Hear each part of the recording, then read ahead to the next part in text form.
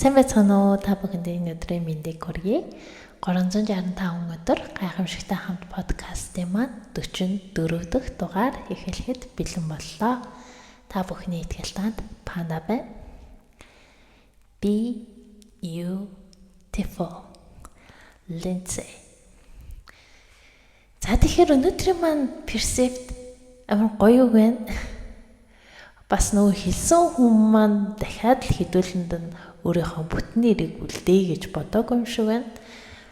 Тэгэхээр Lindsay-гээд номон дээр бас гарч ирдэггүй санагдаад байна л да. За тийм болохоор энийгээ түр хэдүүлээ хойш нь тавьчих. За тэгэхээр нөгөө нэг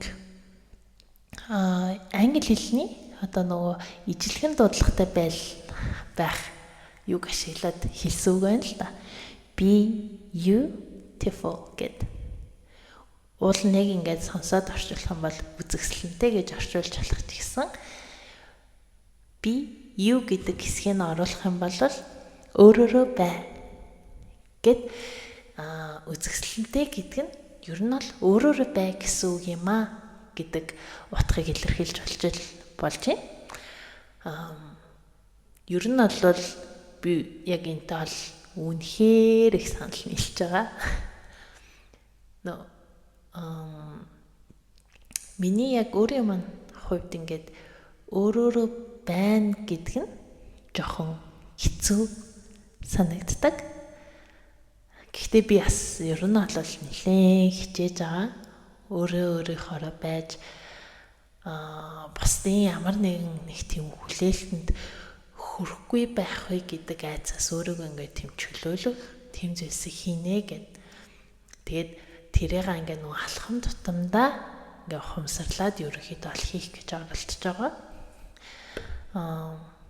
Яагаад ч юм одоо яг ингээд хүн нийгэмд ингээд ганцаараа биш заавал бусадтай ингээд нөгөө харилцаж байж ингээд нөгөө амьдрал оршин тогтнодог болохоор ер нь бол тодорхой хэмжээнд бусадтай дасан зохицохын тулд юм нөгөө нэг юуны Карл Юнгийн хэлснээр болохоор нөгөө персона гэдэг маск, нийгмийн маск гэж ярьдаг л да. Тэр заавал нөгөө шаардлагатай болдог. Гэтэл яадаг вэ гэхээр тэр маска хитрхи удаан зүүснээс болоод тухайн хүн маань нөгөө нэг би чи яг ямар хүн бэлээ, энэ маск ер нь би өөрөө юм шүү гэдэг нэг тийм эргэлзээнд ороод ерөнхийдөө өөрийгөө мартах тийшээ ханддаг. Нөгөө юу кино гэдэг да нэг тийм ямар мөрхилээ. За нөгөө худлаа ярьж чаддаггүй болчдөг нөгөө киноны гол дүрчин. За би сандгаа тэрний нөгөө нэг ногоон өнгөтэй нэг маск зүгээд идэг тэр кино байдаг та. Эхлээл нөгөө нэг яг маск зүчээд яасан чинь амар гоё тийм өөртөө ихтэй болоо. Амар бүжгэлж мүжиглээл. Өстө бусдын анхаарлыг амар татдаг тийм харизматай болол. Тэнгүүтээ нөгөө залууч нь нөгөө маск нь сүүл рүү ингээ өөрөөс нөгөө салхаа олчдөг. Тэгээ ингээ салахыг хүссэн ч гэсэн нөгөө нэг салахгүй тэгээ нэг бүү юм болт штэ. Яг тэрэн шиг нөгөө нэг бид нарын яг ингээд өөрсдөө бусадтай зохицохын тулд ингэж тавьдаг энэ нийгмийн яг энэ маск маань жоохон удаад ирэх юм бол бид нэр тэрийг нөгөө нэг өөрсдийнхөө жинхэнэ зан чанар, жинхэнэ яг өөрийнхөө хувь хүн гэдгээс нөгөө ялгаж чадхаа бэлдэг. Тийм ч учраас ер нь бол хүн гэдэг нөгөө нэг юу байх хэрэгтэй. Өөрсдийн гэсэн нэг тийм аюулгүй орчин гэх юм уу да. Тэр нь заавал нөгөө нэг өөр ямар нэгэн хувь хүн байх албагүй.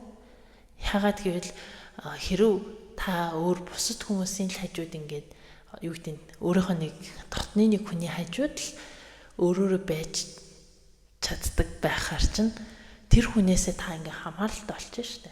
Тийм болохоор өөрийгөө нөгөө нэг чөлөөтэй тийм өөрөөр нь байлгаж чадах тийм орчныг бүрдүүлээрээ. Яг үнэхээр хэцүү. Гэхдээ яг тэр орчин чинь бүрдчих юм бол та өөртөө үнэхээр сэтгэл хангалуун амьдарч чадна гэдгийг бол баттай хэлж байна. За тэгээд өнөөдрийнхөө подкастыг үгээр өндөрлөе. Энэ хүртэл хамтаа сонссон та бүхэндээ баярлалаа. 365 хоногийн турш чамтай хамт байх чиний итгэл таанд Панда.